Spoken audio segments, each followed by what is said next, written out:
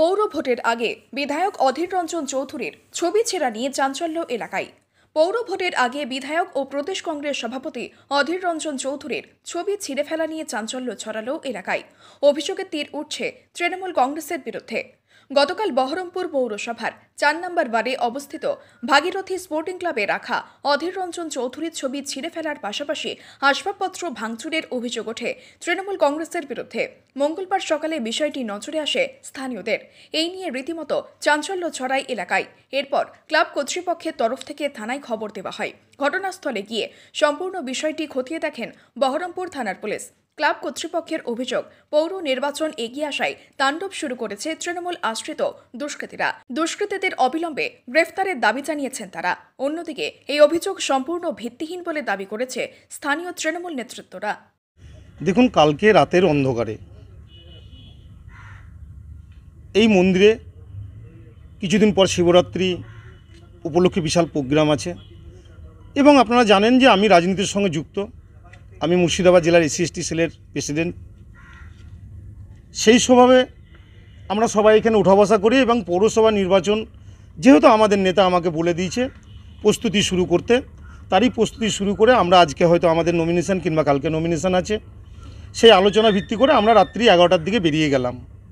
সকালবেলায় এলাকায় ঘুরে শুনলাম যে কিছু পাশের এই আমানিগঞ্জ চর দিয়ারের কিছু ছেলেপিলে এলাকায় ঢুকে কিছু আমাদের ইয়াং ছেলেপিলে যুব ছাত্র তাদেরকে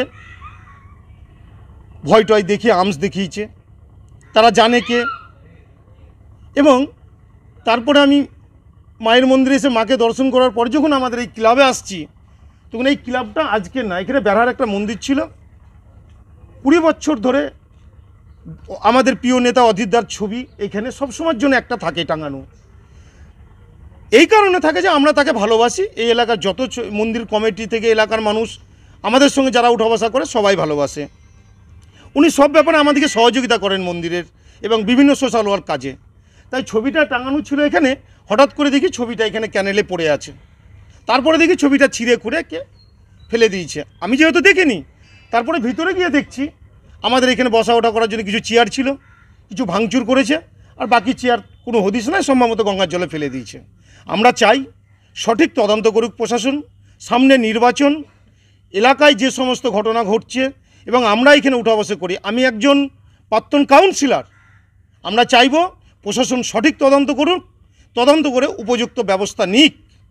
না হলে এই শহরের বাতাবরণ, এই এলাকার বাতাবরণ খারাপের দিকে চলে যাচ্ছে। তৃণমূল কংগ্রেসের অত বাজার খারাপ হয়নি যে কংগ্রেসের ফেস্টুন ফ্ল্যাগার ছিটতে যাবে। আর কংগ্রেস তো বহরমপুর শহরে এখন অতীত।